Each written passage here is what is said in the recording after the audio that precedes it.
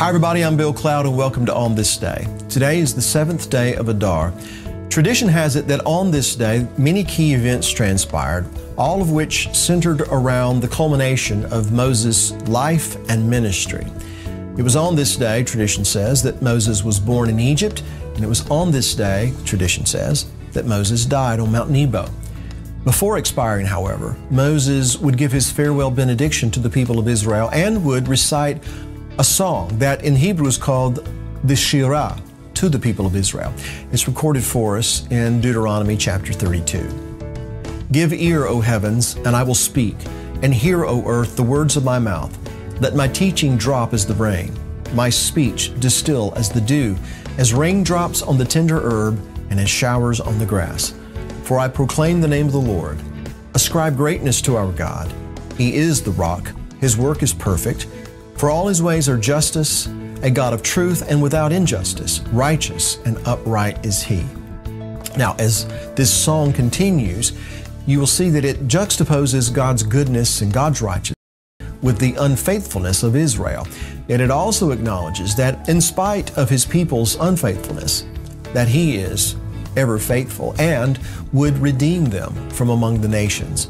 In short, Moses' song is a prophecy of all the things that would come upon the nation of Israel from that time until the time of redemption, which I believe is our time. So it's amazing to me to think that with unbelievable clarity and accuracy, Moses laid out the history of the nation from his day until our day. And it was very important, according to his words, that they remembered what he had to say. Moses finished speaking all these words to all Israel, and he said to them, Set your hearts on all the words which I testify among you today, which you shall command your children to be careful to observe all the words of this law. For it is not a futile thing for you, because it is your life, and by this word you shall prolong your days in the land which you cross over the Jordan to possess.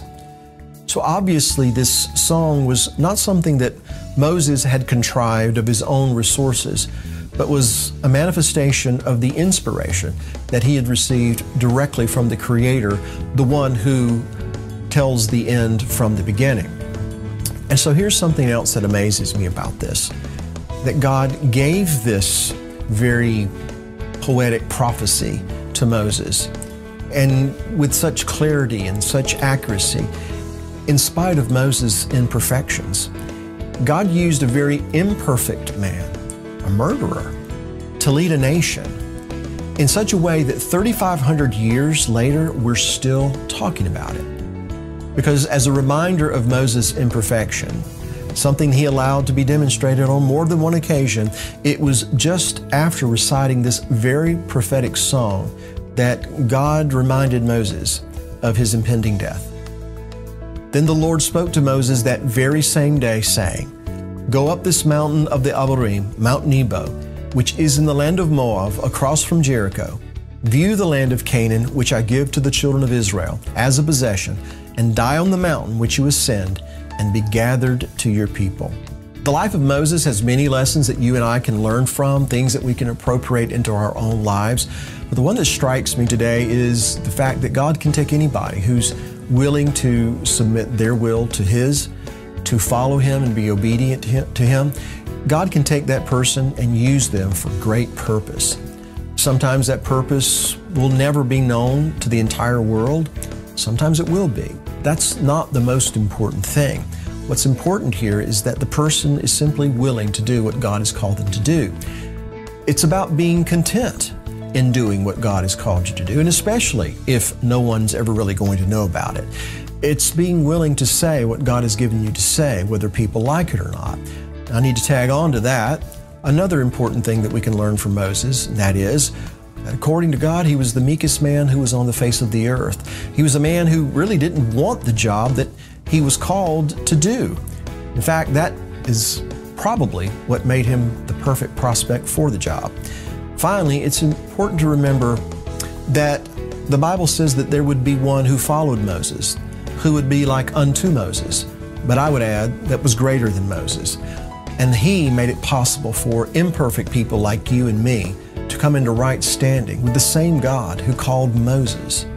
And so then it's Yeshua who makes it possible for me and for you to impact and influence, lead our family, our community, our nation, corporately, the world. And corporately, we have the ability in Him to directly influence the course of history. But not because of our goodness or our talents or our gifts or what have you. It's not by our might. It's not by our power, but it's by His Spirit. If we are willing to submit and to be led by His Spirit. Thanks for joining me today. I hope you're blessed. We'll see you again tomorrow. Shalom. And he was a man who really didn't want the job that God called him to, which is in fact what made him the perfect proxy. And to use that purpose, I can't talk today. That's the exact same word you said. I know. I cannot talk today. And to use that purpose, person is what I'm trying to say. All right, one more time. Learn from and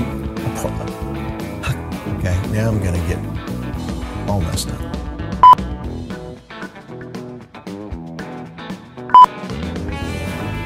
I'm sorry.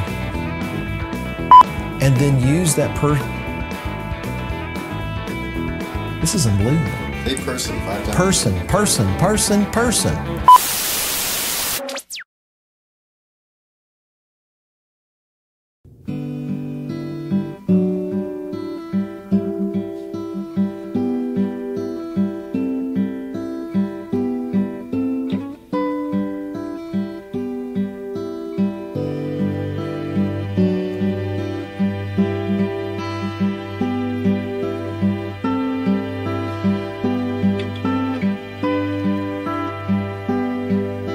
Life was filled with guns and war, and everyone got trampled on the floor. I wish we'd all been ready. Children died, the days grew cold. A piece of bread could buy a bag of gold. I wish we'd all been ready. There's no time to change your mind. The sun has come and you've been left behind.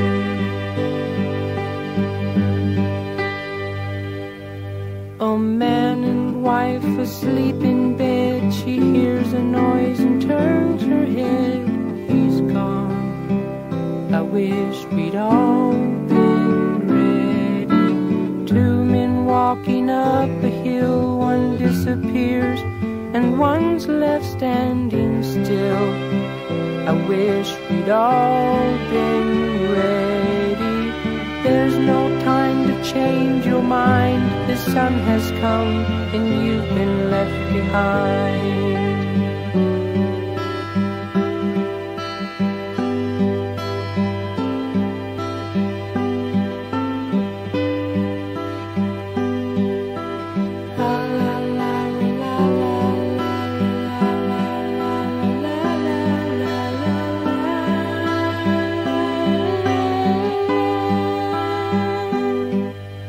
Life was filled with guns and war, and everyone got trampled on the floor.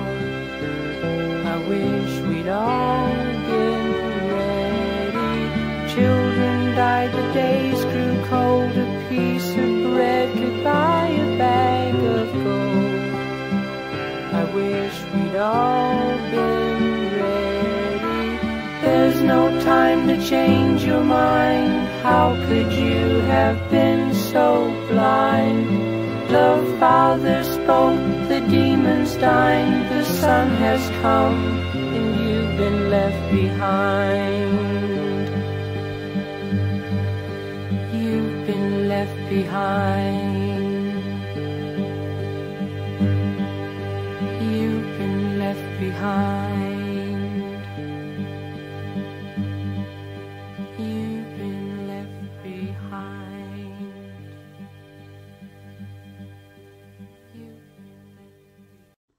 Hey, ready fish. It's the 18th of February, 2018. and I was going to do pretty wild little video on Obama, and I'm still going to, but it changed quite a bit. I woke up this morning to like nearly a foot of snow from NOAA, of all things, and so other things came up, and my computer, everything had to be shut down, links and all these things got moved and all that stuff, you know what I mean? And I had like 100 links, 100 tabs open to just show you some interesting things related to Obama. And what I was going to talk about is he's going to speak at MIT on the 23rd, 2/23, right? He's going to be over there at Massachusetts Institute of Technology. Well, he's going to be in Boston, regardless. And what I was going to point out were these institutions, which a lot of us know a lot about this stuff. You know, we understand that Yale and Harvard and all these things, they're all tied into the same satanic cabal. You know, but nonetheless, I was going to take you just briefly through an MIT, you know, kind of journey, and just so you understand what's behind all these institutions, especially these Ivy League private institutions. This is a little slideshow that MIT offers on their website. I mean, even the layout of their campus, compass and squares, these are not, you know, learning centers. They are temples that it's designed. These are the birthplaces here in America of the literal satanic spirit creating their institutions of alchemy and sorcery, and they, you know, slime their way into the so-called health care industry. Rockefellers, Rothschilds, all them, they just took it over. You know, they have their temples and their domes, and I was going to take you on quite a trip. I mean, look at their dome temple here.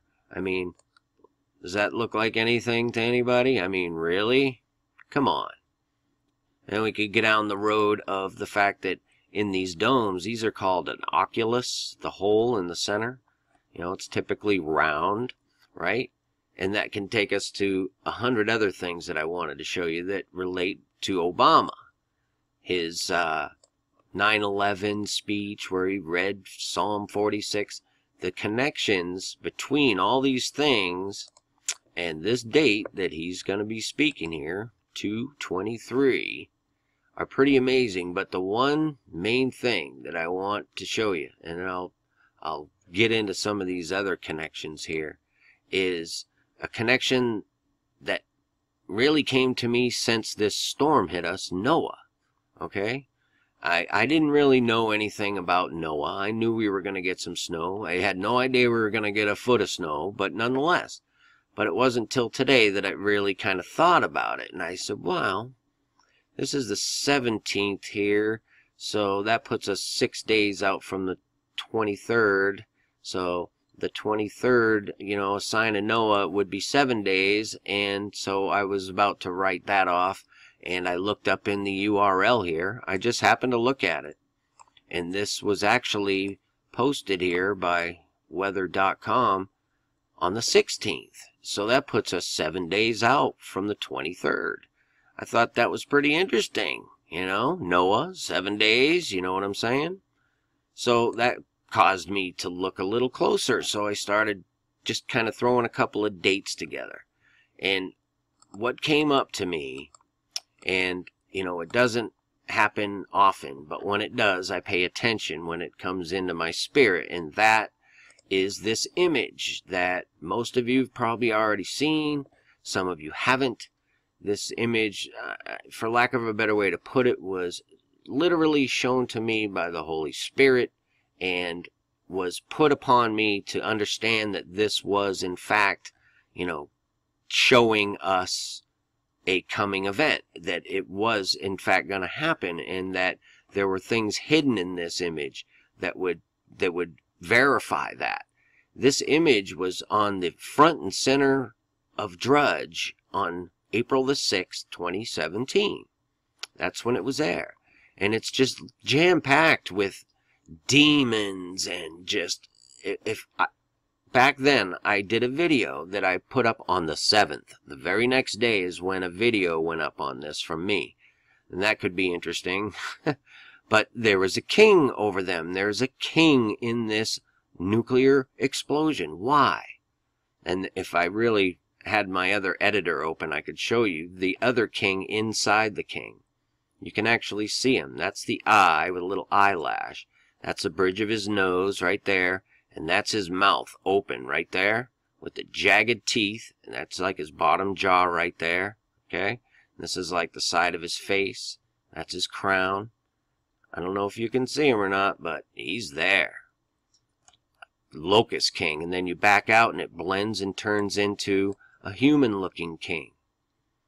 There he is. His eye, his nose, his mouth is his crown, and he's kind of looking off in this, up into this way.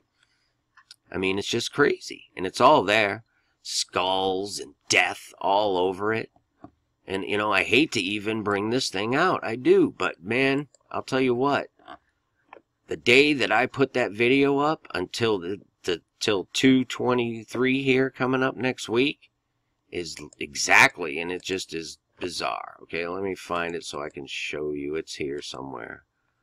It's just so crazy. Exactly 322 days.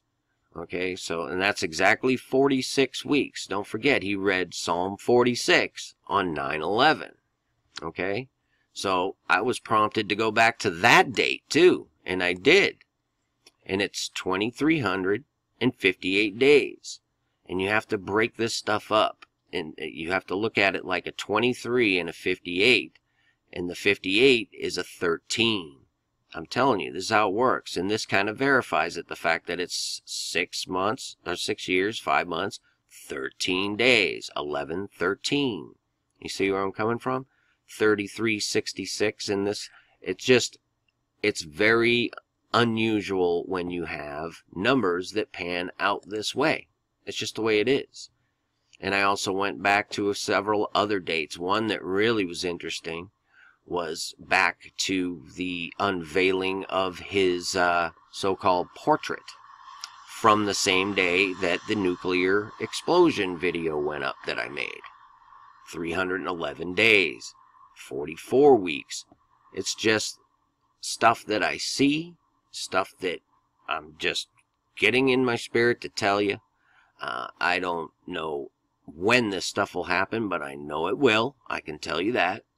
And I'm just here to give it to you.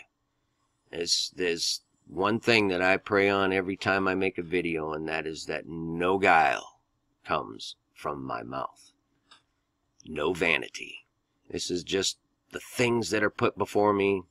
It's odd, it's strange, it's crazy and wild, but it's real. It's all real. It's a spiritual war, and you can only win when you're in Jesus Christ. He is the Savior. So, seek Him and get to know Him. Anyway, peace and grace to y'all. Many fish. Finally, my brethren, be strong in the Lord, and in the power of his might. Put on the whole armor of God, that ye may be able to stand against the wiles of the devil. For we wrestle not against flesh and blood, but against principalities, against powers, against the rulers of the darkness of this world, against spiritual wickedness in high places. Wherefore take unto you the whole armor of God,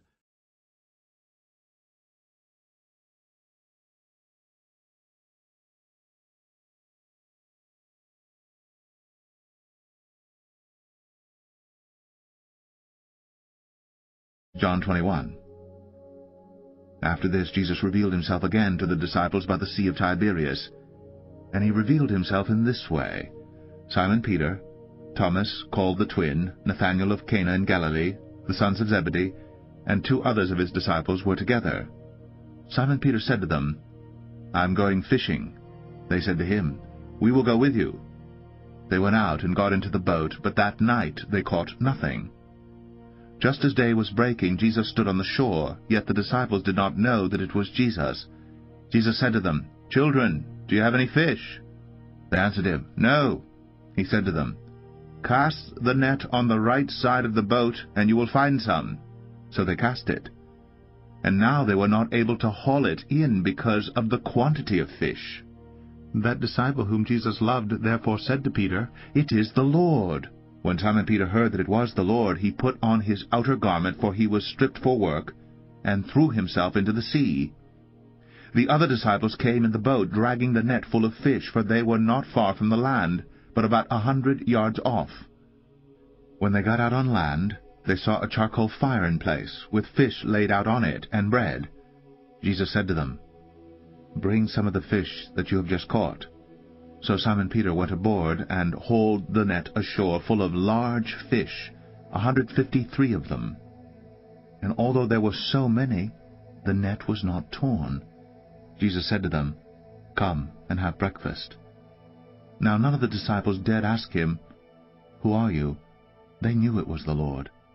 Jesus came and took the bread and gave it to them, and so with the fish.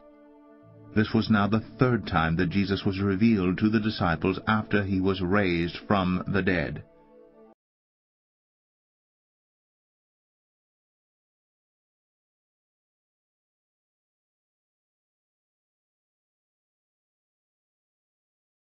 Hi guys, so I want to make this a real quick video. I think there's another interpretation for the videos that I did warning about the February the 17th and February the 18th. I now think that this video could be talking about February the 22nd and February the 23rd. The reasons for that I will get to. First of all, I just want to point out why I think that. Now, in relation to the shooting that took place in Florida on Valentine's Day at the school where 17 children died, or 17 people died, I just wanted to point out for one last time why it's significant and why it connects to this video. So, Valentine's Day, the references, the letter V, when you draw from the eye of the shark down to the nose of the shark, letter V there, the tongue of the hangman, letter V, the V in evolution, the hearts also they all represent Valentine's Day. The V and the hangman has a connection to Valentine's Day and death, so Valentine's Day massacre. Encoded in all of this, you've got the number 17, which I'm pointing out to you as we go. So if you just follow the mouse, I'm just drawing out the 1s and the 7s, or the 7s and the 1s. 17. 17. 17 people dead. On the back of George Bush's head here, I pointed out in a previous video, he's got the name Jesus. Jesus was the middle name of the killer, whose full name was Nicholas de Jesus Cruz. The whole scene in this video is taking place in a classroom. The shooting, which is in reference to the gun back here, took place in a school. The school is in Florida, very close to where this spot on the map is located.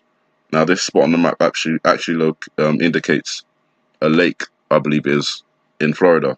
But if you'll notice, America has a lot of lakes, and none of the other lakes are depicted on the map, just the one in Florida, which appears to be very close to the location of where the shooting took place in the school. So, just with this hangman here, you've got 7 upside down, 7 here, 14. You've got the 1 and you've got the 7. 17 people dead. Valentine's Day, February. It's all there. It's all there. That is pretty, I think it's pretty clear to me. Some of you may not agree. And to be honest, I would say I don't know why, because it's all there. The day it happened, the number of people that were killed, the references to Valentine's Day, everything. It's all there. So I'm looking at it in a different way now, because I know that this video is multi-layered. And although those references, I believe, are correct in reference to what happened on Valentine's Day, I think it's got another meaning. So the 17 that they've got encoded here, and the letter V and the F, I think it all corresponds to one day again. So looking at the lunar calendar, because that's the calendar I use now when I'm doing these interpretations, the 17 could correspond to the first lunar month and the 7th lunar day, which is the 22nd of February. When looking at the classroom scene, the 22nd of February is referenced through the use of the letter V, but also it's used in the same scene, but over here. So in the teacher's hair, you've got the number 22 and the number 23 encoded over here. They've made F the second letter of the alphabet, where February is the second month of the year. So those two correspond to each other. They've made Z the 22nd letter on this alphabet, and Z here referencing the end, but also the number 22, which is also the same number that V represents. So there's multiple indications as to those numbers. Now, the reason I was thinking it was February the 17th and February the 18th, in reference to the numbers 17, 18, 22, and 23, is because February is the second month, and the 17th of February was the second lunar day. So you've got 22 and 17, and the same with the 18th. You've got 23 with February and the third lunar day, and you've got 18. But those same numbers correspond to the 22nd and the 23rd of February, which is the first lunar month, 7th lunar day, first lunar month, 8th lunar day, 22nd and 23rd of February. So that's why I'm making this video, just to kind of basically cover all the bases, because if this video has multiple layers, one interpretation isn't enough. So yes, it is a reference to everything that happened on Valentine's Day, but it's also in reference to something else to come on the February the 22nd and February the 23rd.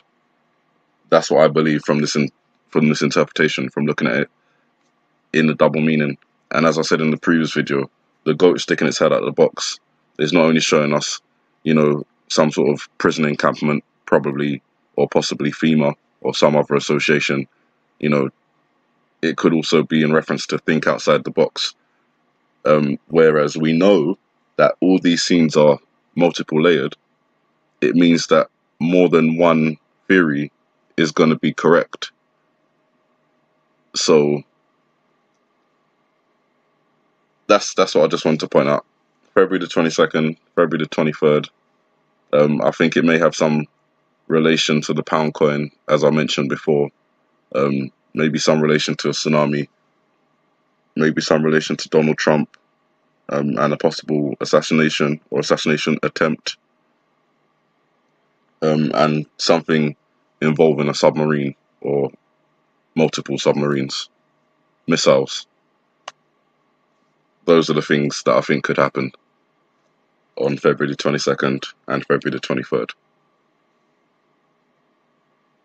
You guys have a good morning, good afternoon, good evening, and God bless.